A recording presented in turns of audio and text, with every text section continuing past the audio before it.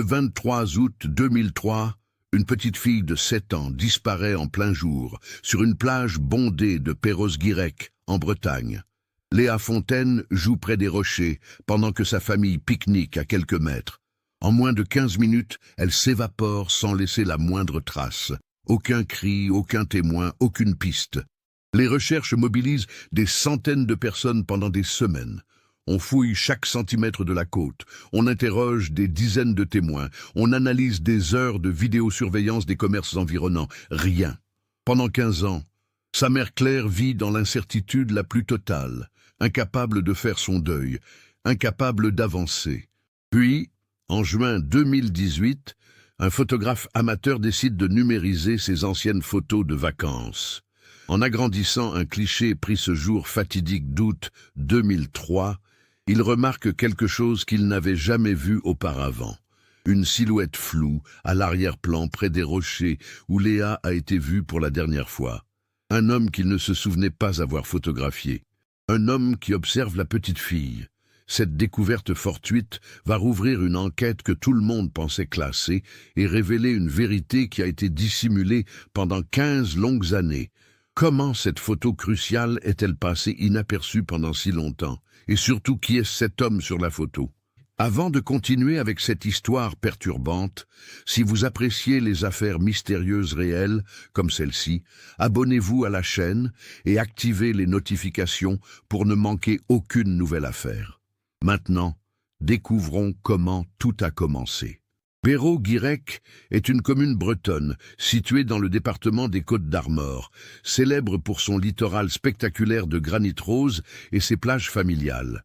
En 2003, la ville compte environ 7000 habitants permanents, un chiffre qui triple pendant la saison estivale. La plage de Trestraou, longue de près d'1 kilomètre, est l'une des plus fréquentées de la région. Elle est bordée d'un côté par une promenade où s'alignent des hôtels et des restaurants, et de l'autre par des formations rocheuses impressionnantes qui plongent dans l'océan Atlantique. Les marées y sont importantes, caractéristiques typiques de la côte bretonne, avec des coefficients qui peuvent atteindre des niveaux élevés pendant certaines périodes de l'année. Claire Fontaine a 32 ans en août 2003. C'est une femme discrète et organisée, professeure des écoles dans un établissement de Lannion, une ville située à une dizaine de kilomètres de Perros-Guirec. Depuis sa séparation d'avec Marc, le père de Léa, survenu 2 ans plus tôt, elle élève seule sa fille dans un petit appartement du centre-ville de Lannion. La séparation s'est faite à l'amiable. Marc, ingénieur civil, travaille sur de grands chantiers qui le font voyager régulièrement. C'est d'ailleurs cette absence répétée qui a progressivement éloigné le couple. Il n'y a jamais eu de dispute violente, pas de tromperie, simplement une vie commune, devenue impossible avec les obligations professionnelles de Marc. Ils ont gardé des rapports cordiaux pour le bien de Léa, qui voit son père un week-end sur 2 et pendant la moitié des vacances scolaires. Léa est une enfant lumineuse. À 7 ans, elle déborde d'énergie et de curiosité. Elle adore dessiner, particulièrement les animaux marins et les coquillages qu'elle collectionne depuis qu'elle est toute petite.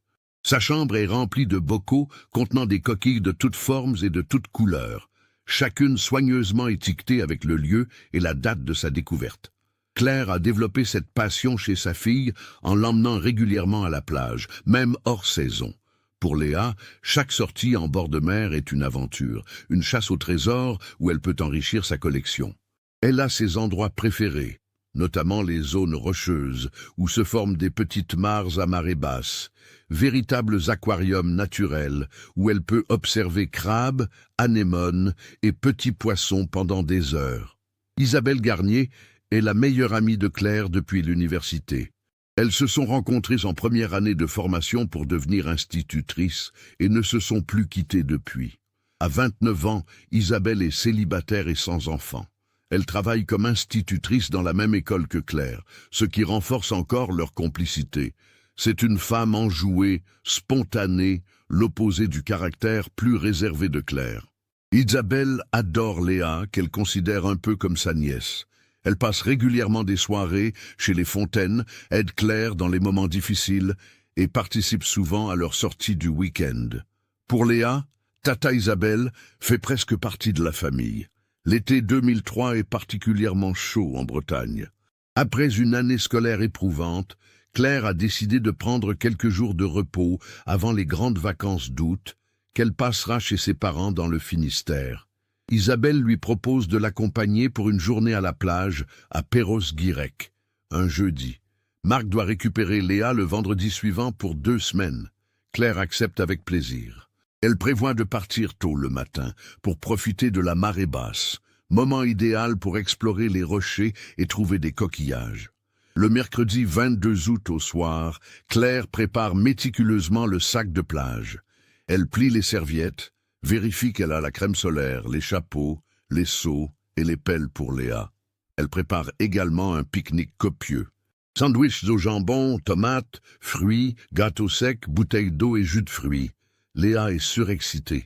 Elle a déjà choisi le maillot de bain qu'elle portera, un modèle bleu ciel avec des étoiles de mer imprimées, et elle a préparé son petit sac à dos rose contenant son carnet de dessin, ses crayons de couleur et un guide d'identification des coquillages que son père lui a offert pour son anniversaire en mai. Ce soir-là, elle a du mal à s'endormir. Claire doit lui lire 3 histoires avant qu'elle ne ferme enfin les yeux vers 22 heures. Le jeudi 23 août 2003, le réveil sonne à 7 heures. Le ciel est dégagé. La météo annonce une journée ensoleillée avec des températures qui devraient atteindre 28 degrés dans l'après-midi. Isabelle arrive chez Claire à 8 heures précises, comme convenu. Elles chargent la voiture et prennent la route vers Perros-Guirec. Le trajet dure environ 25 minutes. Léa, installée à l'arrière, chantonne des comptines et pose 1000 questions sur les coquillages qu'elle pourrait trouver aujourd'hui. Elles arrivent sur le parking de la plage de Trestraou vers 8h40. À 7h matinale, il y a encore de la place, mais Claire sait que d'ici midi, le parking sera complet. C'est l'un des avantages d'arriver tôt. Elles descendent vers la plage en empruntant l'escalier qui mène au sable. La marée est basse, comme prévu. L'océan s'est retiré, laissant apparaître une vaste étendue de sable humide et de rochers couverts d'algues.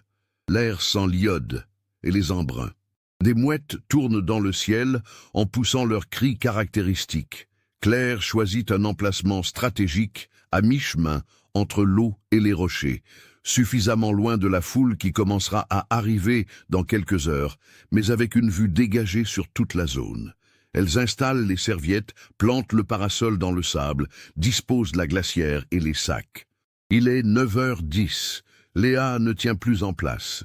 Elle veut immédiatement partir explorer les rochers à une 50aine de mètres de leur campement. Claire lui rappelle les règles de sécurité. Ne pas s'éloigner, rester dans le champ de vision, faire attention aux rochers glissants, ne pas aller vers l'eau profonde.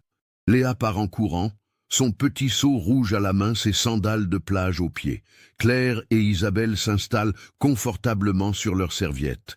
Elles discutent de l'année scolaire qui vient de se terminer, des projets pour les vacances, des petits tracas du quotidien.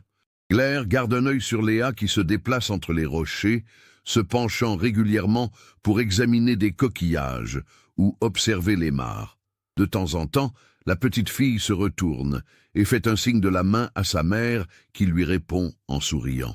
Vers 9h35, Isabelle propose d'ouvrir le thermos de café qu'elle a apporté. Claire accepte avec plaisir. Elles sortent les gobelets, versent le café. La plage commence à se peupler progressivement. D'autres familles s'installent, des enfants courent sur le sable, des couples de retraités se promènent le long de l'eau. Claire jette un regard vers les rochers. Elle aperçoit la silhouette de Léa, reconnaissable à son maillot bleu et à son chapeau blanc.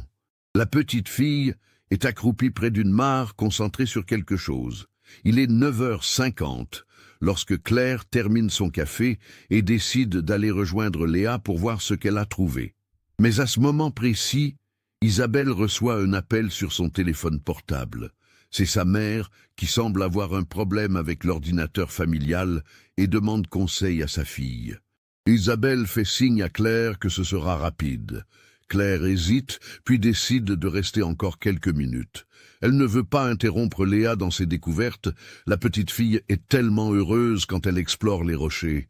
Elle se rassoit, prend un magazine qu'elle a apporté et commence à le feuilleter tout en gardant un œil intermittent sur la zone des rochers. Les minutes s'écoulent. Isabelle est toujours au téléphone, expliquant patiemment à sa mère comment résoudre son problème informatique. Claire lit un article sur les destinations de vacances, regarde machinalement en direction des rochers. Il y a maintenant plus de monde sur la plage. Des groupes d'adolescents se sont installés non loin, avec leur musique et leur rire. Un homme fait voler un cerf-volant. Des enfants construisent un château de sable élaboré, la vie normale d'une journée d'été en bord de mer. À 10h07, Isabelle raccroche enfin, s'excusant du dérangement. Claire sourit, lui dit que ce n'est pas grave. Elle se lève et annonce qu'elle va chercher Léa pour qu'elle puisse prendre le petit déjeuner ensemble. Elle a préparé des croissants et du pain au chocolat que Léa adore. Isabelle propose de l'accompagner. Elle marche vers les rochers, laissant leurs affaires sur les serviettes. Le soleil commence à chauffer sérieusement. Quelques nuages blancs traversent paresseusement le ciel. En approchant de la zone rocheuse, Claire appelle « Léa !»« Léa, ma chérie, c'est l'heure du goûter !» Pas de réponse. Elle hausse un peu la voix. « Léa !» Toujours rien. Un léger sentiment de malaise commence à poindre, mais Claire se dit que sa fille doit être concentrée sur une découverte et ne l'entend pas. Elles accélèrent le pas, scrutent les rochers. Claire reconnaît l'endroit où elle a vu Léa pour la dernière fois, près de cette grande mare poissonneuse. Le petit seau rouge est là, posé sur un rocher, à moitié rempli de coquillages et de cailloux, mais pas de Léa. « Léa !» Le ton de Claire change. Une note d'inquiétude perce dans sa voix. Elle commence à se déplacer rapidement entre les rochers, regardant dans les mares, derrière les formations rocheuses. Isabelle fait de même de l'autre côté. « Léa ! Réponds, ma chérie !» Le cœur de Claire s'accélère. Elle se dit que Léa a dû s'éloigner un peu plus loin, attirée par quelque chose d'intéressant. Mais elle lui avait pourtant bien dit de rester dans cette zone. Léa! Elle cherche pendant 5 minutes qui semblent durer une éternité. Claire interroge un couple qui bronze sur les rochers. Ont-ils vu une petite fille en maillot bleu avec un chapeau blanc? Le couple secoue la négation. Ils viennent juste d'arriver. Claire sent la panique monter. Ce n'est pas normal. Léa ne se serait jamais éloignée aussi longtemps sans prévenir. Elle est obéissante. Elle sait qu'elle doit rester visible. Isabelle, voyant l'état de son amie, prend les choses en main. Elle dit à Claire de rester près du seau de Léa, au cas où elle reviendrait, et part interroger les gens sur la plage. Il est maintenant 10h20. Claire est debout, sur le rocher le plus haut, scrutant désespérément les alentours. Elle crie le nom de sa fille à plein poumon. D'autres personnes commencent à remarquer son agitation. Un maître nageur en poste sur la plage s'approche, demande ce qui se passe. Claire explique, la voix tremblante, que sa fille a disparu. Le maître nageur, un homme d'une 40aine d'années habitué aux situations d'urgence, reste calme mais réagit immédiatement. Il demande une description précise de Léa. 7 ans, cheveux châtains mi-longs, maillot de bain bleu ciel avec des étoiles de mer, chapeau blanc, sandales roses. Il prend son talkie-walkie et alerte son collègue posté à l'autre extrémité de la plage. En quelques minutes, une recherche improvisée s'organise. Le personnel de surveillance de la plage, puis des vacanciers volontaires, commencent à chercher Léa. On fouille systématiquement les rochers, on interroge les familles installées sur le sable, on vérifie les toilettes publiques, les douches, les alentours du parking. Claire est dans un état de panique croissante. Isabelle la soutient physiquement, l'empêche de s'effondrer. À 10h40, le maître nageur prend la décision de contacter la gendarmerie. Les gendarmes arrivent à 11h03. 2 véhicules se garent sur le parking. Le brigadier-chef Loïc Janson prend en charge les premières constatations. C'est un homme de 52 ans, proche de la retraite, qui a vu beaucoup de situations difficiles au cours de sa carrière. Il écoute attentivement le récit de Claire, note tous les détails, demande une photo de Léa que Claire, heureusement, a dans son portefeuille. Il fait immédiatement diffuser le signalement à toutes les unités disponibles dans le secteur. En parallèle, il organise une recherche plus structurée. Des gendarmes se déploient sur la plage et ses abords immédiats interrogent systématiquement tous les témoins potentiels. Marc est contacté à 11h25. Il est sur un chantier près de Rennes. Quand il entend la nouvelle, il quitte immédiatement son travail et prend la route vers Perros-Guirec. Il arrive à 13h15, le visage défait, les mains tremblantes. Claire se jette dans ses bras. Pour la première fois depuis leur séparation, ils sont à nouveau unis dans l'angoisse la plus absolue qu'un parent puisse connaître. Les recherches s'intensifient tout au long de la journée. Des renforts arrivent des brigades voisines. On utilise des chiens pisteurs qui suivent la trace de Léa jusqu'au rocher, mais perdent ensuite toute piste. Les maîtres chiens sont perplexes. C'est comme si la petite fille s'était volatilisée à cet endroit précis. On interroge des dizaines de personnes qui étaient sur la plage ce matin-là. Plusieurs se souviennent avoir vu une petite fille correspondant à la description de Léa jouer près des rochers vers 9h30. Mais personne ne l'a vue partir. Personne n'a remarqué quoi que ce soit d'inhabituel. Un couple de retraités, monsieur et madame Lefebvre, raconte avoir fait une promenade le long des rochers vers 9h45. Ils se souviennent d'avoir croisé quelques personnes, mais rien qui leur ait semblé suspect. Un adolescent de 16 ans, Julien Arnaud, qui était venu faire de la photographie des oiseaux marins sur les rochers, est longuement interrogé. Il explique qu'il était concentré sur les goélands et les cormorans, qu'il n'a pas fait attention aux enfants qui jouaient dans le secteur. On examine ces photos, prises avec un appareil numérique basique. On y voit effectivement des oiseaux, des paysages, quelques personnes en arrière-plan, mais rien d'exploitable concernant Léa. Le soir tombe. Les recherches continuent avec des projecteurs. Des plongeurs de la gendarmerie maritime inspectent les eaux proches du rivage, craignant le pire. On ne trouve rien. Pas de corps, pas de vêtements, aucune trace. Le lendemain, l'affaire prend une ampleur médiatique considérable. La disparition de Léa fait la une des journaux régionaux, puis nationaux. Des centaines de bénévoles se joignent aux recherches officielles. On ratisse la côte sur plusieurs kilomètres, on fouille les bois environnants, on inspecte les bâtiments abandonnés. Des hélicoptères survolent la zone. La photo de Léa est diffusée partout, à la télévision, dans les journaux, sur des affiches placardées dans toute la région. Le capitaine Yves Lambert, 45 ans, est désigné pour diriger l'enquête criminelle. C'est un officier expérimenté de la section de recherche de Rennes, spécialisé dans les affaires de disparition de mineurs. Il arrive à Perros-Guirec le samedi 24 août et prend immédiatement les choses en main. Son expérience lui a appris que les premières 48 heures sont cruciales. Malheureusement, 24 heures se sont déjà écoulées. Il réinterroge Claire et Isabelle en détail, cherchant le moindre élément qui aurait pu être négligé. Il fait analyser le seau de Léa trouvé sur le rocher, espérant des empreintes exploitables. On ne trouve que celle de la petite fille. Une hypothèse d'enlèvement prend rapidement le dessus.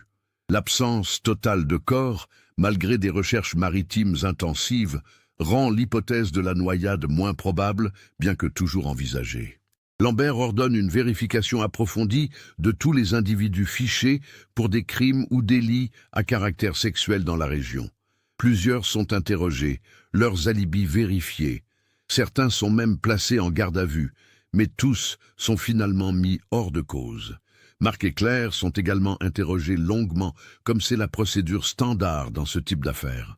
On vérifie leurs antécédents, leur situation financière. On cherche s'il pourrait y avoir un mobile quelconque. Les enquêteurs explorent la piste d'un enlèvement parental, même si Marc a un alibi solide puisqu'il était sur son chantier à Rennes au moment de la disparition, ce que de nombreux témoins confirment. Quant à Claire, elle était constamment avec Isabelle. Les deux femmes ont été vues par des dizaines de personnes sur la plage ce matin-là. Elles sont rapidement écartées de tout soupçon. Les jours passent sans la moindre avancée. Aucune demande de rançon n'arrive. Aucun témoin crédible ne se manifeste avec des informations exploitables. Une voyante contacte la gendarmerie, affirmant voir Léa près de l'eau, dans un endroit sombre. Lambert, bien qu'il n'accorde aucun crédit à ce genre de témoignage, fait néanmoins vérifier toutes les grottes et anfractuosités de la côte. On ne trouve rien. Des dizaines d'appels affluent au numéro vert mis en place, Mais la plupart sont des fausses pistes, des gens pensant avoir vu Léa dans différentes régions de France. Chaque signalement est vérifié méthodiquement. Tous se révèlent infondés. Les semaines se transforment en mois, et les mois en années. Claire Fontaine ne retourne jamais vraiment à une vie normale. Comment le pourrait-elle? L'appartement de Lannion est devenu un sanctuaire figé dans le temps. La chambre de Léa reste exactement comme elle l'a laissée ce matin du 23 août 2003. Les bocaux de coquillages sont toujours alignés sur les étagères, le lit est fait, les peluches sont disposées sur l'oreiller. Claire ne supporte pas l'idée de toucher à quoi que ce soit. C'est comme si, en préservant cet espace, elle maintenait Léa en vie quelque part. La première année est la plus difficile. Claire prend un congé prolongé de l'école. Elle est incapable de se concentrer, incapable de faire face à des classes remplies d'enfants de l'âge de sa fille. Chaque petit visage lui rappelle celui de Léa. Elle perd du poids, dort mal, fait des cauchemars récurrents, où elle voit sa fille l'appeler depuis les rochers, mais elle ne peut jamais l'atteindre. Marc vient la voir régulièrement. Leur relation, déjà fragilisée par la séparation, est maintenant complètement redéfinie par leur douleur commune. Ils ne sont plus mari et femme, ils ne sont même plus vraiment amis. Ils sont deux parents brisés, unis uniquement par l'absence de leur enfant. Marc réagit différemment au drame. Il se plonge dans le travail avec une intensité frénétique. Il accepte tous les chantiers qu'on lui propose, même les plus éloignés, même les plus exigeants. Ses collègues s'inquiètent. Il dort peu, mange à peine, travaille parfois 16 heures par jour. C'est sa façon de ne pas penser, de ne pas affronter le vide laissé par Léa. Il refuse de consulter un psychologue, malgré les recommandations du capitaine Lambert. « À quoi ça servira de parler ?» dit-il à Claire lors d'une de leurs rares conversations. « Ça ne la ramènera pas. » Isabelle, elle, porte un fardeau de culpabilité écrasant. Si seulement elle n'avait pas pris cet appel téléphonique, si seulement elle avait été plus vigilante, si seulement. Ces deux mots hantent ses nuits, sa relation avec Claire se détériore progressivement. Ce n'est la faute de personne, mais la simple présence d'Isabelle rappelle à Claire ce jour terrible. Elle continue de travailler dans la même école, mais ne se parle plus vraiment. En 2005, Isabelle demande sa mutation dans un autre établissement. Elle s'installe à Brest, à 80 km de Lannion, espérant qu'une nouvelle vie l'aidera à se reconstruire. Elle garde contact avec Claire par des messages brefs, des appels espacés, mais leur amitié fusionnelle appartient au passé. L'enquête, quant à elle, piétine malgré tous les efforts du capitaine Lambert. En 2004, après un an de recherches intensives, le dossier est progressivement mis en sommeil, faute de pistes exploitables. Ce n'est pas un classement officiel sans suite. L'affaire reste techniquement ouverte, mais les moyens alloués diminuent considérablement. Lambert continue de suivre le dossier, mais il doit se consacrer à d'autres enquêtes urgentes. Il rencontre Claire régulièrement, lui assure qu'il n'abandonne pas, qu'il vérifie chaque nouveau signalement, chaque information qui pourrait avoir un lien avec la disparition de Léa. Mais les années passent sans avancer. Les théories se multiplient dans la région. Certains pensent que Léa s'est noyée et que son corps a été emporté au large par les courants, malgré l'absence de traces. D'autres sont convaincus qu'elle a été enlevée par un prédateur sexuel, peut-être quelqu'un en vacances dans la région qui aurait quitté la Bretagne immédiatement après. Une rumeur persistante évoque même un réseau de trafic d'enfants, bien qu'aucune preuve ne vienne étayer cette hypothèse. Les habitants de Perros-Guirec se souviennent de l'affaire chaque été, quand les touristes reviennent envahir les plages. Certains parents sont devenus extrêmement protecteurs avec leurs propres enfants, ne les laissant jamais seuls une seconde sur la plage. En 2006, Claire retourne finalement enseigner. Elle a besoin de retrouver une routine, une raison de se lever le matin. Mais elle n'est plus la même. Ses collègues remarquent son regard éteint, sa difficulté à sourire, sa tendance à s'isoler pendant les pauses. Elle fait son travail consciencieusement, mais sans passion. Les enfants la trouvent gentille, mais distante. Elle évite les sorties scolaires qui impliquent des déplacements près de la mer. Elle ne peut plus supporter l'odeur de l'océan, le cri des mouettes, le bruit des vagues. Tout cela lui rappelle ce qu'elle a perdu, Marc, lui, finit par craquer en 2007. Un matin, sur un chantier à Nantes, il s'effondre. Ce n'est pas un accident, ni un problème physique, c'est une rupture psychologique totale. Ses collègues le trouvent assis par terre, le regard vide, incapable de parler. Il est hospitalisé en psychiatrie pendant 3 semaines. On lui diagnostique une dépression sévère avec des épisodes dissociatifs. Il commence enfin un suivi psychologique régulier et accepte un traitement médicamenteux. Quand il sort de l'hôpital, il prend une décision radicale. Il quitte la Bretagne. Trop de souvenirs, trop de douleurs. Il accepte un poste à Lyon et déménage en octobre 2007. Il appelle Claire pour lui annoncer sa décision.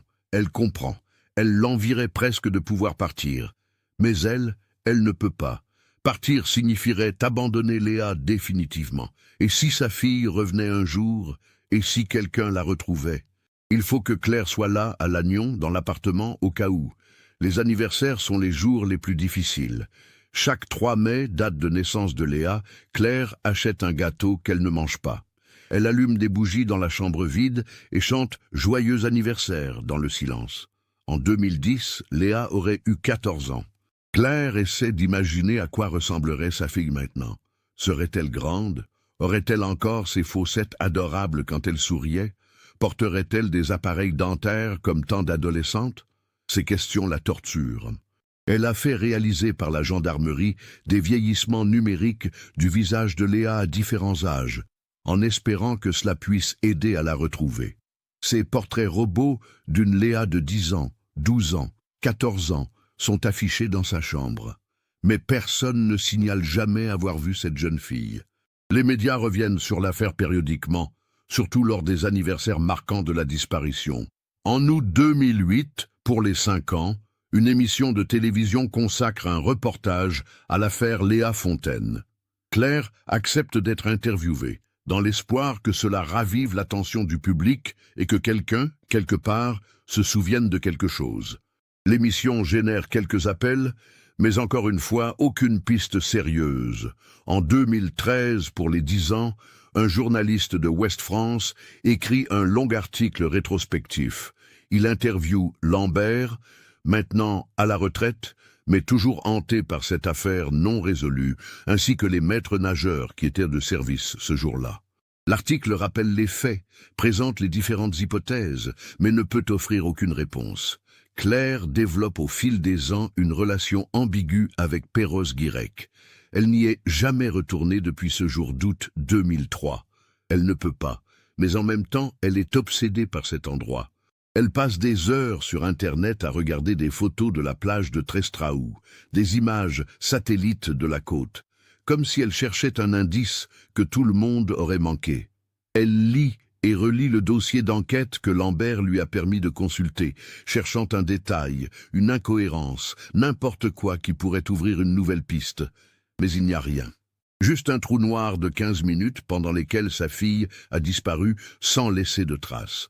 En 2015, Claire a 44 ans. Elle a vieilli prématurément. Ses cheveux sont grisonnants, son visage est creusé par la douleur et l'insomnie chronique. Elle vit seule, n'a jamais refait sa vie. Comment pourrait-elle?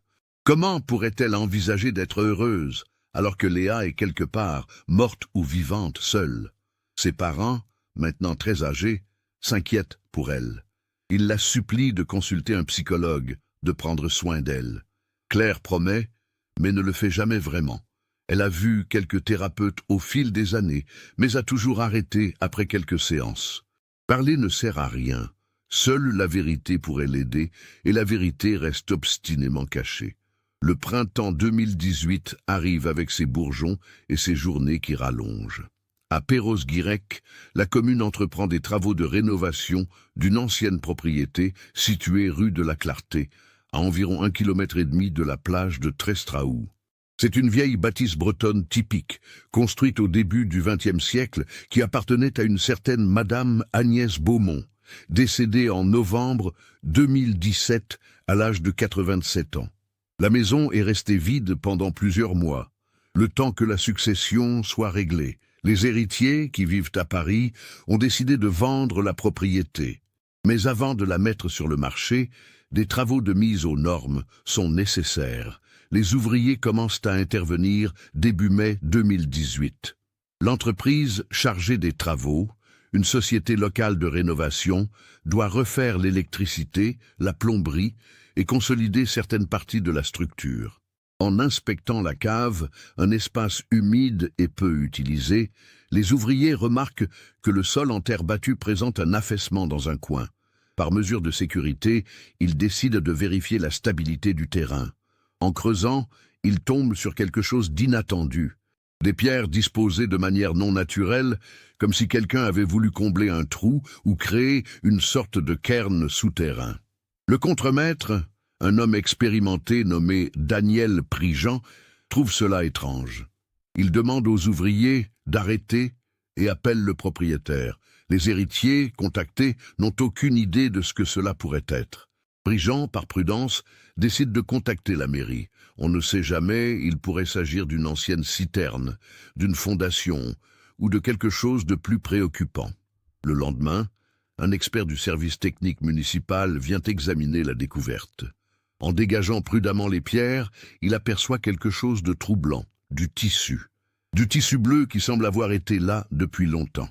L'expert demande l'arrêt immédiat des travaux et contacte la gendarmerie. C'est le 14 mai 2018. 2 gendarmes se rendent sur place dans l'après-midi. Ce qu'ils découvrent, les glaces. Sous les pierres et le tissu bleu à une profondeur d'environ 1 mètre se trouvent des restes humains, des ossements de petite taille. La scène est immédiatement sécurisée. La section de recherche de Rennes est alertée. Une équipe d'investigation criminelle et des techniciens de l'identité judiciaire arrivent le soir même. Ils travaillent toute la nuit sous des projecteurs, photographiant, mesurant, relevant chaque détail avant de procéder à l'exhumation proprement dite. Les ossements sont extraits avec une précaution extrême le 15 mai au matin. L'expertise médico-légale préliminaire, réalisée sur place par un médecin légiste, confirme rapidement qu'il s'agit d'ossements d'un enfant, probablement âgé de 6 à 8 ans au moment du décès. Le sexe ne peut pas être déterminé immédiatement, mais la taille et le développement dentaire correspondent à cette tranche d'âge. Des prélèvements sont effectués pour des analyses ADN. Le tissu bleu retrouvé s'avère être les restes d'un vêtement, peut-être un maillot de bain, trop dégradé pour permettre une identification visuelle immédiate. La nouvelle se répand comme une traînée de poudre dans Perros-Guirec, des ossements d'enfants découverts dans une cave. Immédiatement, les habitants pensent à Léa Fontaine. Comment pourrait-il en être autrement? Une enfant a disparu ici il y a 15 ans. On trouve des restes d'enfants. Le lien semble évident, mais la gendarmerie reste prudente dans sa communication. Oui, cette découverte pourrait être liée à l'affaire Fontaine, mais il pourrait aussi s'agir d'un autre enfant, d'une autre époque. Il faut attendre les résultats ADN pour confirmer. Claire est informée officiellement le 15 mai en fin d'après-midi. 2 gendarmes se présentent à son domicile à Lannion. Dès qu'elle les voit, son cœur se serre. Elle sait. Après 15 ans d'attente, de faux espoirs et de déception, elle sait que cette fois c'est différent. On lui explique la situation avec ménagement. On lui demande son consentement pour une comparaison ADN. Claire accepte immédiatement. Elle donne son sang le soir même. Marc est également contacté à Lyon. Il reprend la route vers la Bretagne, le cœur lourd, pour donner lui aussi son échantillon ADN. Les analyses prennent 5 jours. 5 jours pendant lesquels Claire ne vit plus. Elle ne mange pas, ne dort pas, reste prostrée chez elle, incapable de penser à autre chose. Est-ce Léa? Après toutes ces années, va-t-elle enfin savoir? Et si c'est elle, comment est-elle arrivée dans cette cave? Qui l'y a mise? Tant de questions se bousculent dans son esprit qu'elle a l'impression de devenir folle. Marc reste à Lannion, dans un hôtel, attendant lui aussi. Ils se voient peu. Ils n'ont plus rien à se dire, juste à attendre ensemble dans un silence pesant. Le 20 mai 2018, le résultat tombe. Les analyses ADN confirment avec une certitude de 99,99% que les ossements retrouvés dans la cave de la rue de la Clarté sont ceux de Léa Fontaine. La petite fille qui a disparu le 23 août 2003 sur la plage de Trestraou se trouvait pendant tout ce temps à moins de 2 kilomètres de l'endroit où elle a été vue pour la dernière fois, enterrée dans la cave d'une maison privée. Cette révélation relance l'enquête avec une intensité inédite. Ce n'est plus une disparition, c'est officiellement un homicide. La confirmation de l'identité de Léa transforme l'affaire. Le procureur de la République de Saint-Brieuc ouvre une information judiciaire pour enlèvement et homicide volontaire sur mineur de moins de 15 ans. Un juge d'instruction est désigné. Une nouvelle équipe d'enquêteurs est constituée, intégrant des membres de l'ancienne équipe qui connaissent le dossier, dont le capitaine Lambert, maintenant retraité, qui est consulté officieusement mais régulièrement. Les investigations se concentrent sur un point crucial. Qui avait accès à cette maison en août 2003? Agnès Beaumont, la propriétaire décédée, devient naturellement le premier point focal. Qui était cette femme? Les enquêteurs reconstituent sa vie. Née en 1930, Agnès était une Bretonne de souche, née et ayant vécu toute sa vie à Perros-Guirec. Veuve depuis 1987, sans enfant, elle vivait seule dans sa grande maison. Les voisins la décrivent comme une femme discrète, peu sociable mais pas désagréable. Elle sortait peu, faisait ses courses au marché local, entretenait son jardin. Une vie simple et routinière. Mais avait-elle un lien avec les Fontaines? Les enquêteurs vérifient. Aucune connexion évidente n'apparaît. Claire ne la connaissait pas, Marc non plus. Agnès n'avait jamais travaillé dans l'éducation, n'avait pas d'activité qui l'aurait mise en contact avec des enfants. Mais Agnès Beaumont n'était pas constamment seule chez elle. Les enquêteurs découvrent qu'elle employait régulièrement quelques personnes pour l'aider. Un jardinier venait 1 fois par semaine en saison. Une aide ménagère passait 2 fois par semaine pour le nettoyage. Un plombier était intervenu à plusieurs reprises au fil des ans pour des réparations. Les noms de toutes ces personnes sont extraits des archives bancaires d'Agnès, de ses carnets personnels retrouvés dans la maison. Chacune est identifiée, localisée, interrogée. Le jardinier Henri Guérin est un homme de 75 ans en 2018. Il a travaillé pour Agnès de 1998 jusqu'à 2012, date à laquelle il a pris sa retraite. En août 2003, il venait effectivement chez Agnès chaque mercredi. Mais le mercredi 20 août 2003, il se souvient avoir été en vacances dans le Morbihan avec sa femme. Il fournit des preuves. Une photo de vacances datée, relevé bancaire montrant des dépenses dans le Morbihan à cette période. Son alibi est solide. L'aide ménagère en 2003 était une femme nommée Sylvie Morel. Les enquêteurs la retrouvent à Paimpol, où elle vit maintenant. Elle a 58 ans et travaille toujours dans le nettoyage. Elle se souvient vaguement d'avoir travaillé chez Madame Beaumont il y a longtemps, mais ne se rappelle d'aucun détail particulier concernant l'été 2003. Elle consulte son ancien agenda qu'elle a conservé. Ses notes indiquent qu'elle venait chez Agnès les lundis et jeudis. Le jeudi 21 août, elle est bienvenue. Le lundi 25 août aussi. Mais évidemment, cela n'exclut pas qu'elle ait pu être présente un autre jour. Les enquêteurs vérifient ses antécédents. Sylvie Morel n'a aucun casier judiciaire, aucun signalement pour quoi que ce soit. Elle a 3 enfants adultes, une vie sans histoire. Mais elle reste sur la liste des personnes d'intérêt. Un détail intrigant émerge pendant l'interrogatoire de Sylvie. Elle mentionne qu'Agnès Beaumont avait un neveu qui venait parfois l'aider pour des travaux plus lourds. Un homme plus jeune, elle ne se souvient plus exactement de son nom, mais elle l'a croisé plusieurs fois. Ce neveu devient immédiatement une priorité pour les enquêteurs. Ils épluchent la généalogie d'Agnès Beaumont. Elle avait effectivement un neveu. Olivier Leclerc, le fils de sa sœur cadette décédée en 1995. Olivier a 52 ans en 2018. Il vit à Lannion, à seulement quelques rues de l'appartement de Claire.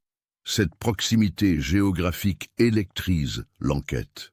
Olivier Leclerc est convoqué pour un interrogatoire le 24 mai. C'est un homme de taille moyenne, aux cheveux grisonnants portant des lunettes. Il travaille comme comptable dans une entreprise de distribution de matériel électrique.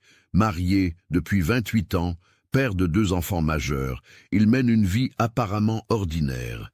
Face aux enquêteurs, il se montre coopératif, mais visiblement nerveux. Oui, il connaissait sa tante Agnès. Oui, il lui rendait service occasionnellement pour des petites réparations. Du bricolage? Non. Il n'était pas chez elle le 23 août 2003. Il était au travail, comme tous les jours de semaine. Les enquêteurs vérifient. Son employeur de l'époque confirme qu'Olivier était bien présent au bureau ce jour-là. Plusieurs collègues s'en souviennent, car il y avait eu une réunion importante dans l'après-midi. L'alibi semble tenir. Mais les enquêteurs ne lâchent pas. Ils obtiennent un mandat de perquisition pour le domicile et le véhicule d'Olivier Leclerc. La perquisition a lieu le 26 mai. L'appartement est fouillé de fond en comble. On saisit son ordinateur, ses téléphones, ses documents personnels. On ne trouve rien de suspect, pas de pédopornographie, pas de trophée macabre, rien qui puisse le relier au meurtre de Léa. Sa femme, Nathalie, est en état de choc. Elle ne comprend pas ce qui se passe.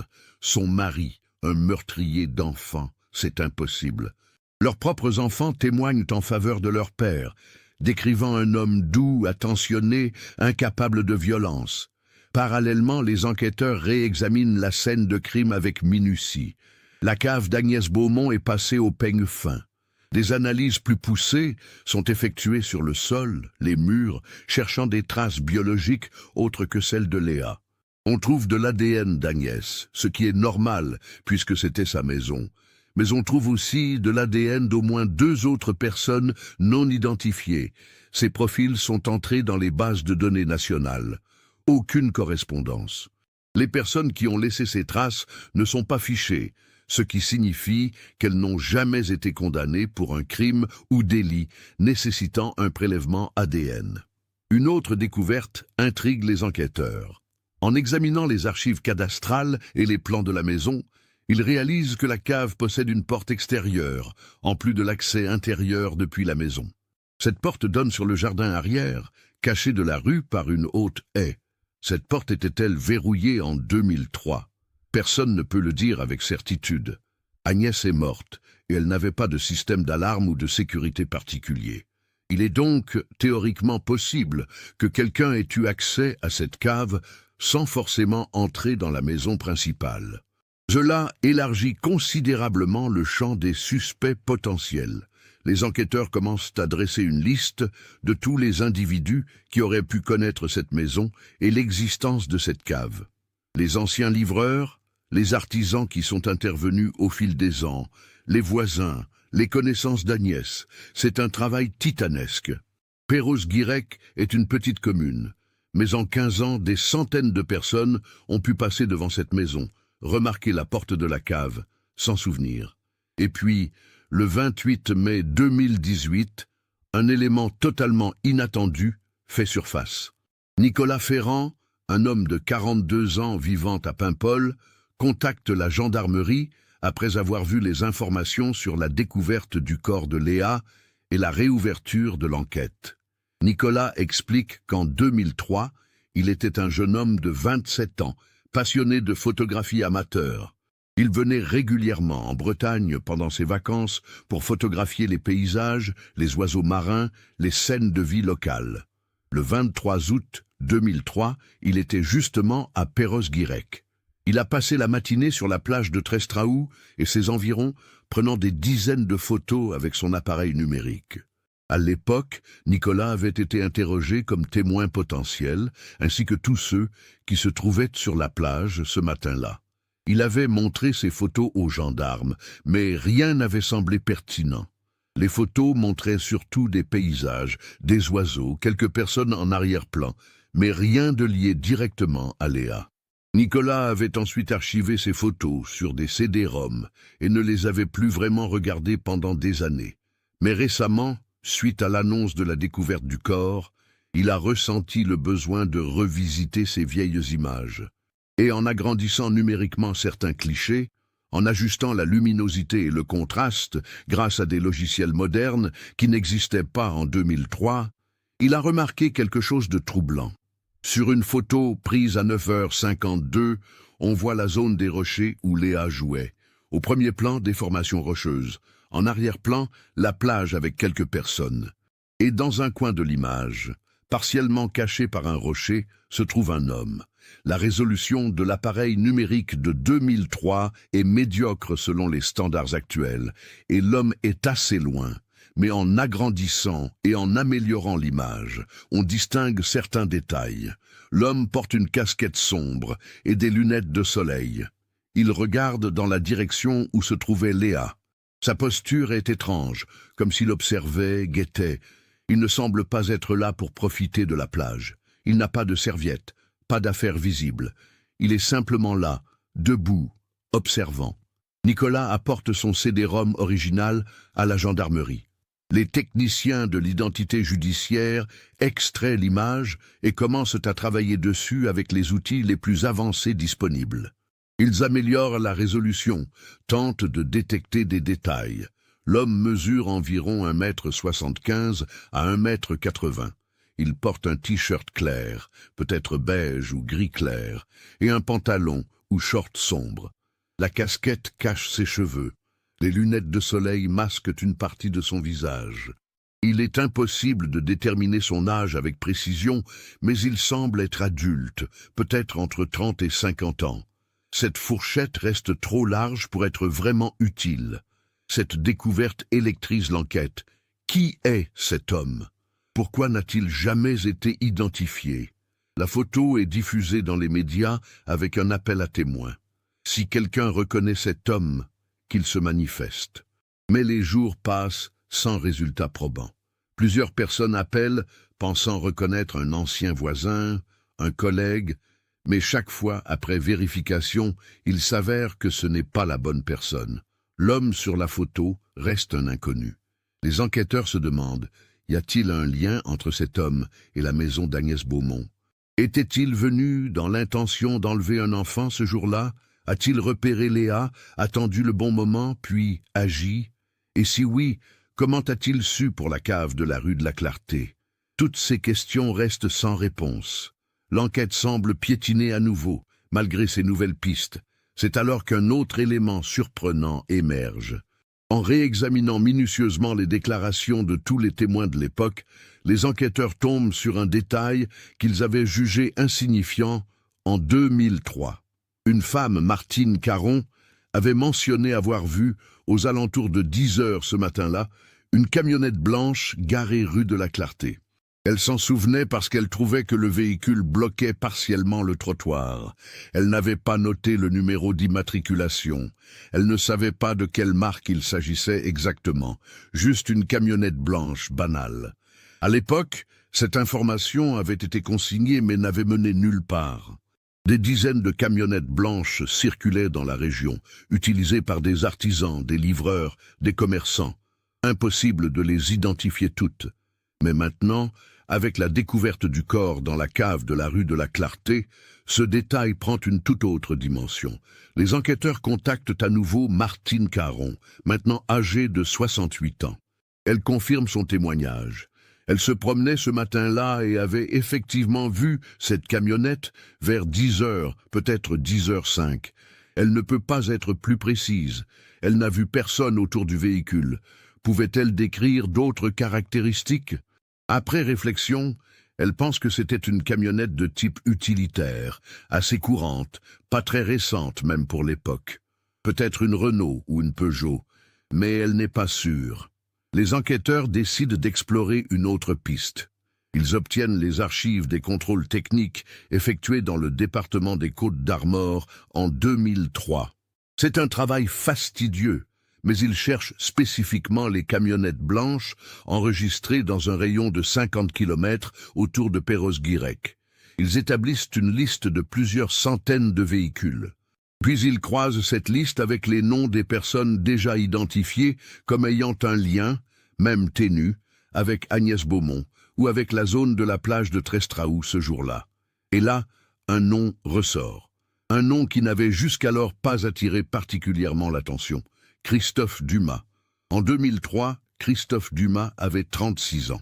Il possédait une Renault Express blanche, un petit utilitaire qu'il utilisait pour son activité de plombier indépendant. Les enquêteurs fouillent les archives professionnelles.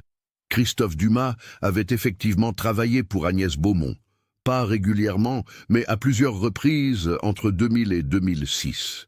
Il était intervenu pour réparer des fuites, changer des robinets, des interventions classiques. Il connaissait donc la maison. Il connaissait la cave. Christophe Dumas est localisé. Il vit maintenant à Guingamp, à une trentaine de kilomètres de Perros-Guirec. Il a 52 ans, est toujours plombier, mais travaille désormais comme salarié pour une entreprise de plomberie-chauffage. Il est divorcé depuis 2011, sans enfant. Les enquêteurs décident de le placer sous surveillance discrète avant de l'interpeller. Pendant 3 jours, ils observent ses déplacements, ses habitudes. Rien de suspect n'apparaît. C'est un homme solitaire qui travaille, rentre chez lui le soir, regarde la télévision, dort. Les week-ends, il fait ses courses, entretient son appartement, parfois va pêcher en bord de mer. Le 4 juin 2018, Christophe Dumas est convoqué à la gendarmerie pour un interrogatoire. Quand les gendarmes se présentent à son domicile tôt le matin pour l'emmener, il semble surpris mais pas particulièrement inquiet. Il les suit sans résistance. Dans la salle d'interrogatoire, face aux enquêteurs, il répond calmement aux questions. Oui, il se souvient avoir travaillé chez Madame Beaumont. Non, il n'était pas particulièrement proche d'elle. C'était une relation strictement professionnelle. Il venait, faisait son travail, elle le payait, il repartait. Connaissait-il l'affaire Léa Fontaine? Oui, évidemment. Tout le monde dans la région en avait entendu parler à l'époque. C'était tragique, mais quel rapport avec lui?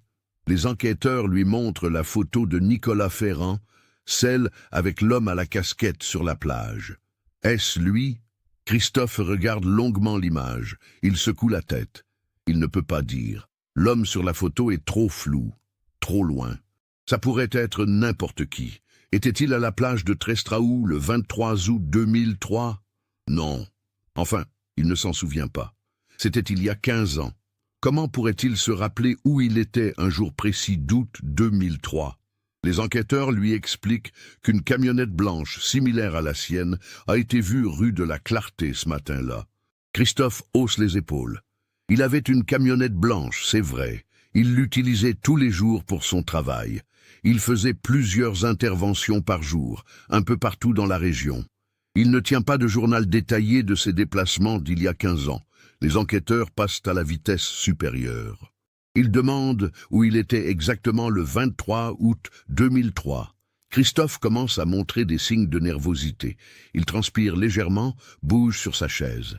Il répète qu'il ne se souvient pas. Comment le pourrait-il?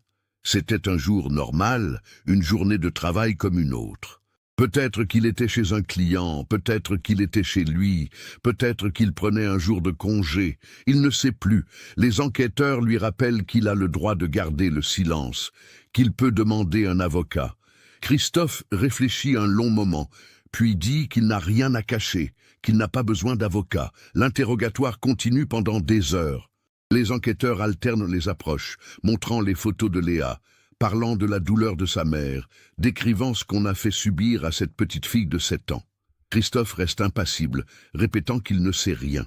Mais son langage corporel trahit une tension croissante. Il évite le contact visuel, ses mains tremblent légèrement, sa respiration s'accélère. Puis, les enquêteurs jouent leur carte maîtresse. Ils révèlent qu'ils ont obtenu un mandat pour perquisitionner son domicile et saisir son ordinateur, son téléphone, tous ses effets personnels. Une équipe est en train d'intervenir à ce moment même.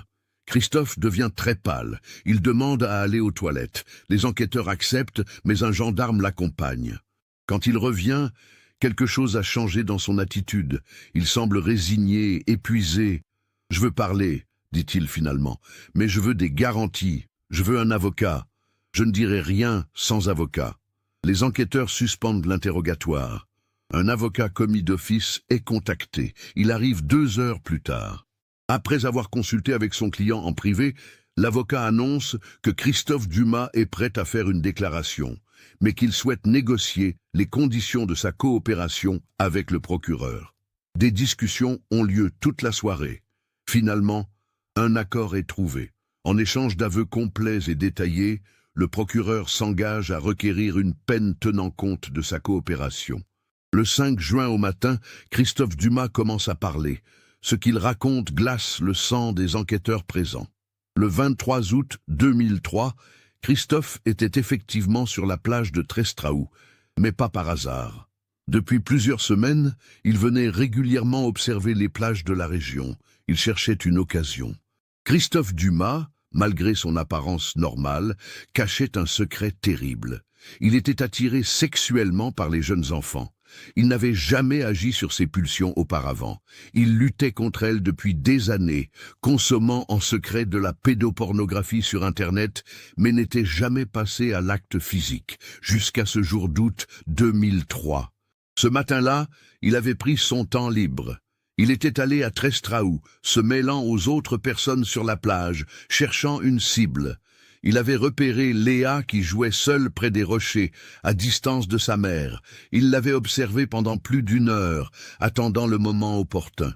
Christophe décrit comment il a vu Claire et Isabelle, occupées, distantes. Comment il s'est approché de Léa lentement, naturellement, se faisant passer pour quelqu'un qui cherchait des coquillages lui aussi. Il lui a parlé, lui a demandé si elle avait trouvé de belles choses.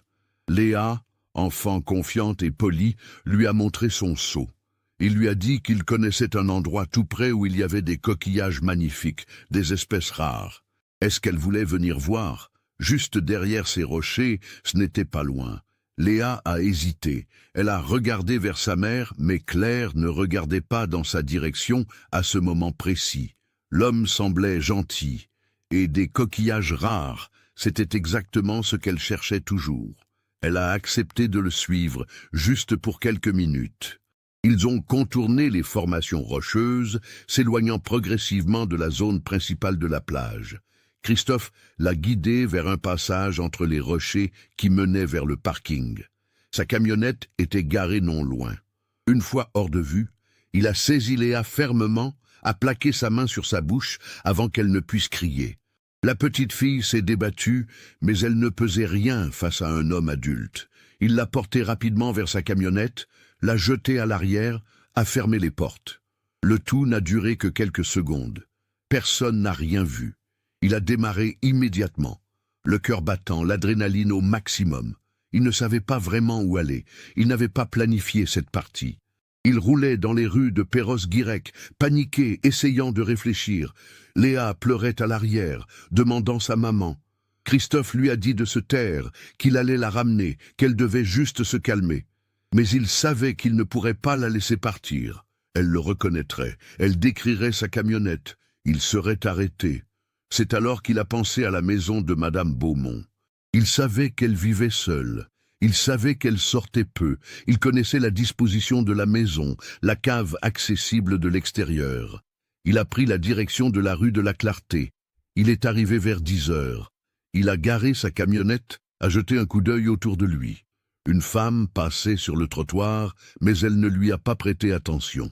Il a attendu qu'elle s'éloigne, puis il a pris Léa, toujours en la maintenant fermement, et s'est dirigé vers la porte de la cave. La porte n'était pas verrouillée, juste fermée par un loquet simple. Il l'a ouverte, est descendu dans la cave sombre et humide, a posé Léa par terre. Là, dans cette cave, Christophe Dumas dit qu'il a voulu abuser sexuellement de Léa. Mais la petite fille criait, se débattait avec une force désespérée. Il a eu peur qu'on l'entende. Il a essayé de la faire taire en mettant à nouveau sa main sur sa bouche. Mais Léa mordait, griffait. Dans sa panique, il a serré trop fort. Il ne voulait pas la tuer, affirme-t-il en pleurant maintenant dans la salle d'interrogatoire. Il voulait juste qu'elle arrête de crier. Mais il a serré, et soudain Léa ne bougeait plus. Elle était devenue molle dans ses bras. Il a réalisé avec horreur qu'elle ne respirait plus. Christophe est resté paralysé de terreur pendant de longues minutes, tenant le petit corps inerte. Puis, la panique a laissé place à un instinct de survie glacial. Il devait cacher ce qu'il avait fait. Il a regardé autour de lui dans la cave, a trouvé une pelle, des outils. Le sol était en terre battue. Il a creusé un trou dans le coin le plus sombre pendant plus d'1 heure. Il transpirait à grosses gouttes, vérifiant constamment qu'aucun bruit ne venait de l'étage supérieur. Madame Beaumont devait être dans sa maison, mais elle ne descendait probablement jamais dans cette cave. Il a mis le corps de Léa dans le trou, l'a recouvert de terre, puis a disposé des pierres par-dessus pour que le sol semble naturel. Il a effacé autant de traces que possible, est remonté, a refermé la porte de la cave, est retourné à sa camionnette et est parti. Dans les jours qui ont suivi, Christophe a vécu dans une terreur constante.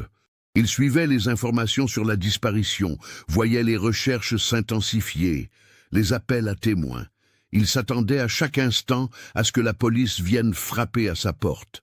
Mais les jours sont devenus des semaines, les semaines des mois, et rien ne s'est passé.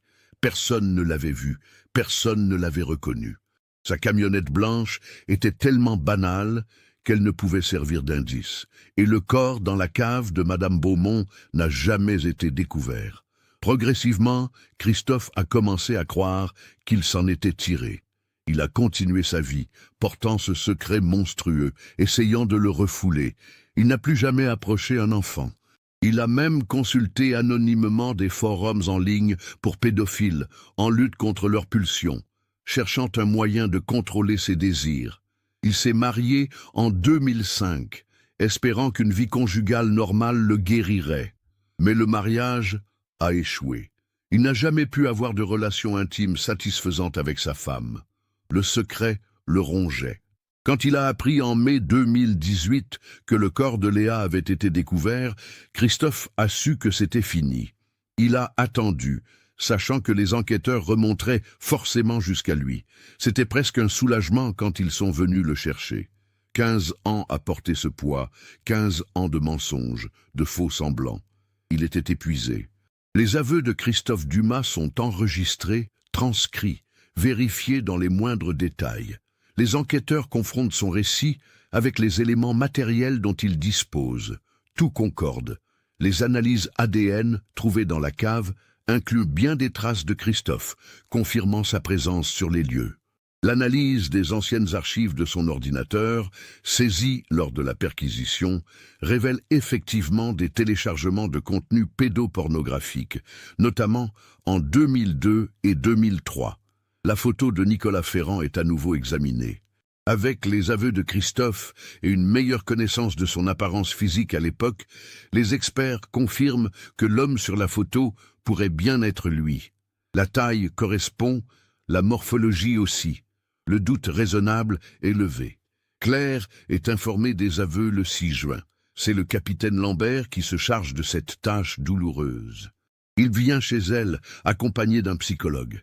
Il lui explique avec des mots prudents ce qui s'est passé, comment sa fille est morte, qui l'a tuée. Claire écoute, le visage de marbre. Elle ne pleure pas. Elle reste assise, les mains jointes sur ses genoux, regardant dans le vide. Quand Lambert a terminé, elle ne dit rien pendant un long moment. Puis, d'une voix éteinte, elle demande « Elle a souffert ?» Lambert hésite. Le psychologue intervient, explique que selon les conclusions médicales, la mort a été rapide. Claire hoche la tête. « Je veux le voir », dit-elle soudain. « Je veux voir cet homme. » Lambert secoue la tête. « Ce n'est pas une bonne idée, Madame Fontaine. » Mais Claire insiste. « J'ai besoin de voir son visage. J'ai besoin de comprendre comment un être humain peut faire ça. » Après de longues discussions avec le procureur et le juge d'instruction, une confrontation est organisée entre Claire Fontaine et Christophe Dumas. C'est exceptionnel. Mais compte tenu des circonstances et du temps écoulé, les autorités judiciaires acceptent. La rencontre a lieu le 15 juin 2018, dans une salle sécurisée du tribunal de Saint-Brieuc. Claire est accompagnée d'un psychologue et d'un avocat. Christophe est menotté, encadré par 2 gendarmes. Quand Claire entre dans la salle et voit pour la première fois l'homme qui a tué sa fille, elle s'immobilise. C'est un homme ordinaire. Un visage quelconque, des traits communs, des yeux fatigués. Il ne ressemble pas au monstre qu'elle avait imaginé pendant 15 ans. Il ressemble à n'importe qui. C'est peut-être ça, le plus terrifiant. Le mal n'a pas toujours un visage reconnaissable. Elle s'assoit lentement face à lui. « Pourquoi ?» demande-t-elle simplement. Sa voix ne tremble pas. C'est une question qu'elle doit poser, même si elle sait qu'aucune réponse ne sera jamais satisfaisante. Christophe la regarde. Des larmes coulent sur ses joues. « Je ne sais pas, » murmure-t-il. « Je suis malade. J'ai essayé de lutter contre ça pendant des années, mais ce jour-là, j'ai craqué. Je n'ai pas d'excuses. Je sais que rien de ce que je peux dire ne changera quoi que ce soit. Votre fille, Léa, elle ne méritait pas ça. Personne ne mérite ça. Je suis désolé. Je sais que ces mots sont vides, mais je le suis. J'ai détruit votre vie. J'ai détruit la mienne. Et surtout, j'ai pris la vie d'une enfant innocente. Claire l'écoute. Elle voit un homme brisé, rongé par la culpabilité et le remords. Mais le remords ne ramènera pas Léa. Vous savez ce qui est le pire ? Dit Claire d'une voix tremblante maintenant. Ce n'est même pas que vous l'ayez tuée.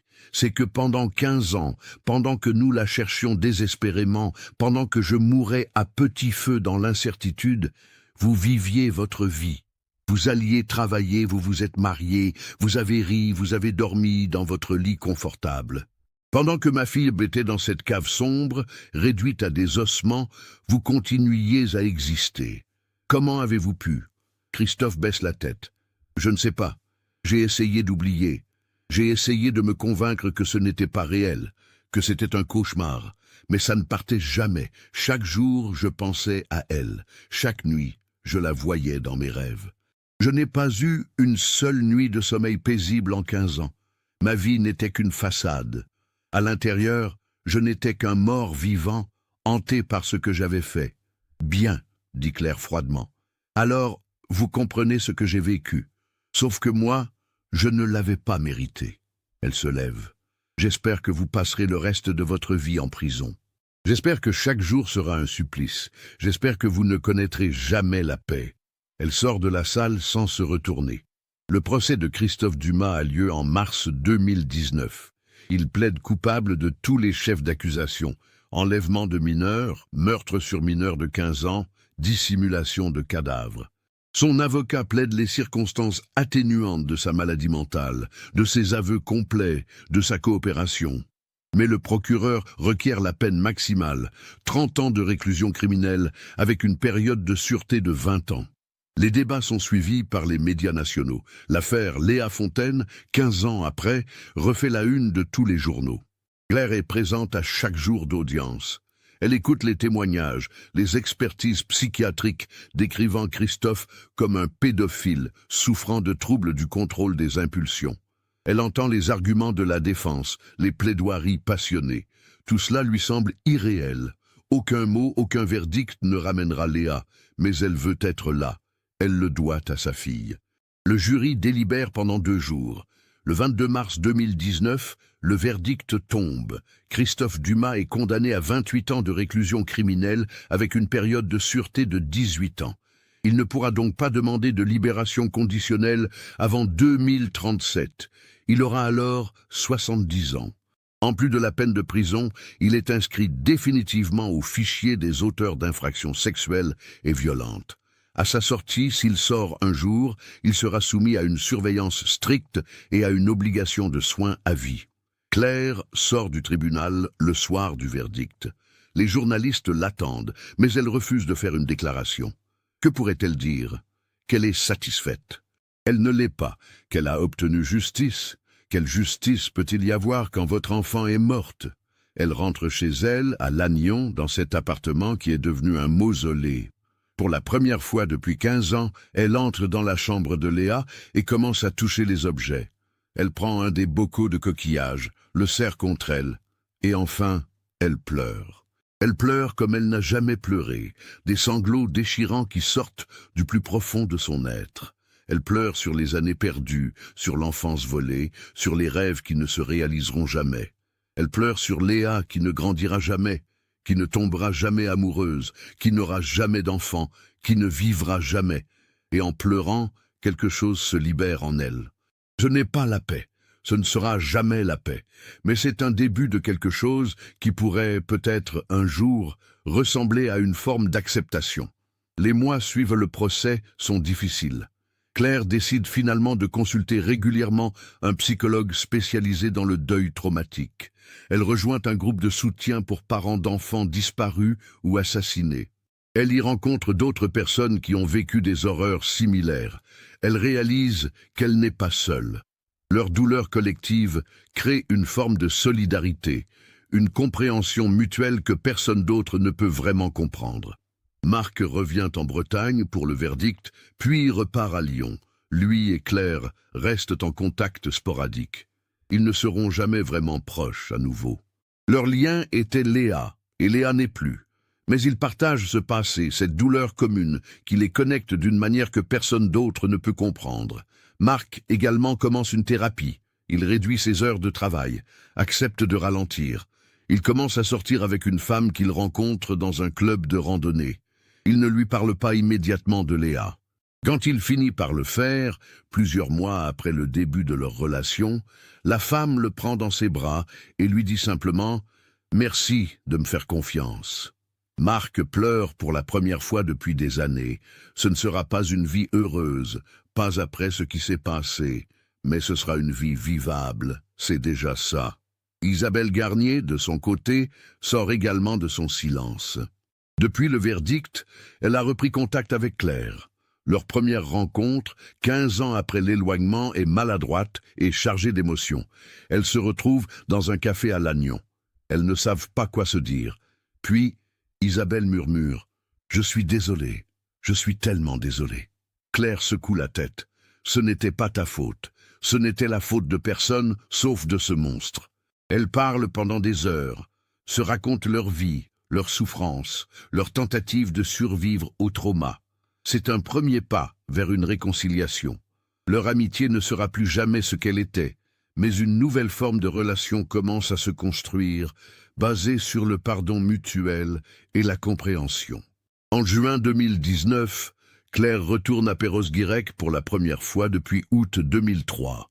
Elle se rend sur la plage de Trestraou, aux endroits mêmes où Léa a joué pour la dernière fois. Elle reste debout sur les rochers, regardant l'océan, écoutant le bruit des vagues. Elle a apporté avec elle le petit seau rouge que Léa avait laissé ce jour-là, celui qui a été conservé comme pièce à conviction pendant l'enquête et qui lui a été restitué après le procès. Elle verse dans l'eau le contenu du seau. Les coquillages que Léa avait ramassés ce matin-là, préservés pendant 15 ans. « Au revoir, ma chérie », murmure-t-elle. « Maman t'aimera toujours. » Puis elle retourne à sa voiture et rentre à Lannion. C'est un adieu. Pas un oubli, jamais un oubli, mais un adieu nécessaire pour pouvoir continuer à vivre. L'affaire Léa Fontaine laisse des traces profondes dans toute la région. Les procédures de sécurité sur les plages sont renforcées. Des campagnes de sensibilisation sont lancées pour rappeler aux parents de ne jamais perdre de vue leurs enfants, même brièvement. Des associations de prévention contre la pédophilie se créent, offrant des ressources aux personnes souffrant d'attraction envers les mineurs, pour qu'elles puissent se faire soigner avant de passer à l'acte. Le nom de Léa devient un symbole, un rappel tragique de la vulnérabilité des enfants et de l'importance de la vigilance collective. La maison d'Agnès Beaumont, devenue le tombeau involontaire de Léa pendant 15 ans, est finalement démolie en 2020. Les héritiers ne trouvent aucun acheteur, l'endroit étant devenu tristement célèbre. Le terrain est vendu à la commune qui décide d'en faire un petit parc municipal. En 2021, le parc est inauguré. Une plaque commémorative y est installée, portant l'inscription « À la mémoire de Léa Fontaine, 2096-2003 », que son souvenir nous rappelle de protéger tous les enfants. Claire est présente à l'inauguration. C'est une journée ensoleillée. Des enfants jouent déjà dans le parc, riant, courant. La vie continue, malgré tout. Cette affaire nous montre la fragilité de nos vies et la rapidité avec laquelle tout peut basculer. 15 minutes d'inattention, une confiance mal placée et une vie entière changent à jamais. L'histoire de Léa Fontaine nous rappelle aussi que la vérité, aussi douloureuse soit-elle, finit souvent par émerger. Pendant 15 ans, Claire a vécu dans l'incertitude absolue, ne sachant pas si sa fille était vivante ou morte, souffrant ou libérée. Cette incertitude était peut-être pire que la vérité elle-même. La découverte fortuite des restes de Léa, puis l'identification de l'homme sur la photo grâce à la persévérance d'un témoin qui a pris le temps de revisiter ces vieilles images, démontrent que même les affaires les plus froides peuvent trouver une résolution. Qu'avez-vous pensé de cette histoire? Aviez-vous perçu les signes subtils tout au long du récit? La camionnette blanche mentionnait dès le début l'existence de cette cave accessible de l'extérieur, les interventions régulières d'artisans chez Madame Beaumont. Ces détails, qui semblaient anodins, se sont révélés cruciaux pour comprendre ce qui s'était réellement passé.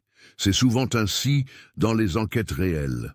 Les éléments les plus importants sont ceux auxquels on ne prête pas attention sur le moment. Cette affaire soulève également des questions profondes sur la nature humaine. Comment un homme apparemment ordinaire, vivant une vie normale, peut-il commettre un acte si monstrueux? Comment peut-on continuer à vivre pendant 15 ans en portant un tel secret? La psychologie des criminels reste l'un des domaines les plus complexes et troublants de notre société. Christophe Dumas n'était pas un monstre au sens où on l'imagine généralement. Il était conscient de ses pulsions, il luttait contre elles, il savait que ce qu'il ressentait était mal. Mais un jour, cette lutte a échoué avec des conséquences tragiques et irréversibles. L'importance de la photo découverte 15 ans après les faits nous rappelle aussi à quel point la technologie et la persévérance peuvent changer le cours d'une enquête. En 2003, les capacités d'amélioration numérique des images étaient limitées. Cette silhouette floue sur la photo de Nicolas Ferrand n'avait rien révélé à l'époque. Mais en 2018, avec des logiciels plus avancés et une meilleure compréhension de ce qu'il fallait chercher, cette même image est devenue une pièce maîtresse du puzzle. Cela nous enseigne qu'il ne faut jamais abandonner, que chaque élément mérite d'être réexaminé, que la vérité attend parfois simplement le bon moment et les bons outils pour se révéler. Pour Claire Fontaine, la justice a finalement été rendue, mais à quel prix? Elle a perdu 15 ans de sa vie dans l'attente et l'incertitude. Elle ne connaîtra jamais la joie de voir sa fille grandir, devenir adolescente, puis adulte. Elle ne sera jamais grand-mère des enfants de Léa. Toute une vie de possibilités a été volée en quelques minutes par un homme incapable de contrôler ses pulsions criminelles. La condamnation de Christophe Dumas ne répare rien. Elle ne ramène pas Léa. Elle n'efface pas la douleur. Elle offre simplement une forme de clôture, une explication, une validation du fait que le mal commis a été reconnu et puni par la société. Cette histoire nous interpelle aussi sur notre responsabilité collective. Combien de fois voyons-nous quelque chose d'étrange, quelque chose qui ne semble pas tout à fait normal, et nous nous disons que ce n'est probablement rien? Combien de fois détournons-nous le regard par commodité, par peur de nous mêler de ce qui ne nous regarde pas? Si quelqu'un, ce jour d'août 2003, avait remarqué cet homme seul sur la plage, observant les enfants avec insistance et avait eu le réflexe d'alerter les autorités ou simplement de rester vigilant, peut-être que le destin de Léa aurait été différent. La prévention passe aussi par l'attention de chacun, par le refus d'ignorer les signaux d'alarme, même faibles. Les parents qui regardent cette histoire reconnaîtront sûrement cette peur viscérale que quelque chose arrive à leur enfant. Le monde peut être dangereux, imprévisible. On ne peut pas protéger nos enfants de tout le temps, mais on peut être vigilant. On peut leur apprendre, dès le plus jeune âge, à ne jamais suivre un inconnu, même s'il semble gentil, même s'il promet quelque chose d'intéressant. On peut leur inculquer que leur sécurité est plus importante que la politesse envers un adulte. Ces leçons, répétées encore et encore, peuvent sauver des vies. L'affaire Léa Fontaine nous rappelle enfin que la douleur d'une disparition d'enfants ne touche pas seulement les parents directs, elle affecte toute une communauté. Les amis, comme Isabelle, portent leur propre fardeau de culpabilité. Les enquêteurs, comme le capitaine Lambert, restent hantés par les affaires non résolues. Les voisins, les habitants de Perros-Guirec, tous ont été marqués par cette tragédie. Une pierre jetée dans l'eau crée des ondes qui s'étendent bien au-delà du point d'impact initial. Aujourd'hui, en 2025, Claire Fontaine a 54 ans. Elle continue d'enseigner. Elle a appris à vivre avec son deuil. Elle ne sera jamais guérie. On ne guérit pas de la perte d'un enfant. Mais elle a trouvé un équilibre fragile entre le souvenir et la vie présente. Elle participe régulièrement à des conférences sur la sécurité des enfants, partageant son histoire dans l'espoir que d'autres familles n'aient pas à vivre ce qu'elle a vécu. Elle a créé une association en mémoire de Léa, qui collecte des fonds pour soutenir les familles d'enfants disparus et pour financer des programmes de prévention contre les enlèvements. C'est sa façon de donner un sens à la tragédie, de transformer la douleur en quelque chose de constructif. Marc, de son côté, s'est remarié en 2022. Sa nouvelle épouse comprend et accepte que Léa fera toujours partie de lui. Il a appris à parler de sa fille sans s'effondrer, à partager les bons souvenirs plutôt que de rester bloqué sur la tragédie. Il visite régulièrement le parc commémoratif à Perros-Guirec quand il revient en Bretagne. Il y reste assis sur un banc, regardant les enfants jouer, imaginant que l'un d'eux pourrait être Léa si les choses avaient été différentes. Christophe Dumas purge sa peine à la maison centrale de Poissy. Selon les derniers rapports, il suit un traitement psychiatrique intensif et participe à des programmes de thérapie pour délinquants sexuels. Les gardiens rapportent qu'il est un détenu modèle, isolé des autres prisonniers pour sa propre sécurité, car les pédophiles sont particulièrement maltraités en prison. Il ne recevra probablement jamais de visite. Son ex-femme a refait sa vie et refuse tout contact.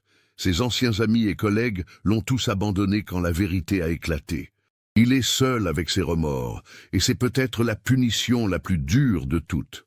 Que pouvons-nous retenir de cette histoire tragique? Que le mal existe, qu'il peut se cacher derrière les visages les plus ordinaires, que la vigilance est essentielle, que quelques secondes d'inattention peuvent avoir des conséquences irréversibles, que la vérité, aussi longue soit-elle à émerger, finit souvent par se révéler, que la technologie et la persévérance peuvent faire la différence même des années après les faits, que la douleur d'une perte ne disparaît jamais vraiment, mais qu'on peut apprendre à vivre avec, que la justice, bien qu'imparfaite, reste nécessaire pour permettre aux victimes de tourner la page, et que chaque vie compte, que chaque enfant mérite d'être protégé, aimé, en sécurité. Léa Fontaine n'avait que 7 ans quand sa vie lui a été arrachée.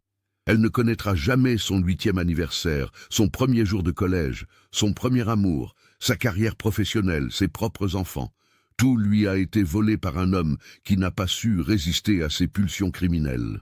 Mais son souvenir perdure, dans le cœur de sa mère, de son père, de ceux qui l'ont connu, dans le parc qui porte son nom, dans les leçons de sécurité enseignées aux enfants de toute la région, dans chaque parent qui serre son enfant un peu plus fort après avoir entendu son histoire. Léa n'est plus physiquement présente, mais son impact sur le monde continue. C'est la seule consolation possible dans une tragédie aussi absolue. Qu'en pensez-vous? Avez-vous perçu les indices disséminés tout au long du récit? La mention de la camionnette blanche, les travaux dans la vieille maison, l'importance de la photographie numérique encore balbutiante en 2003? Partagez vos réflexions dans les commentaires. Si cette enquête approfondie vous a interpellé, n'oubliez pas de vous abonner à la chaîne et d'activer les notifications pour ne manquer aucune nouvelle affaire. Laissez un like si cette histoire vous a touché et partagez-la avec quelqu'un qui s'intéresse également à ces cas réels, qui nous rappellent la fragilité de nos existences et l'importance de rester vigilants pour protéger ceux que nous aimons.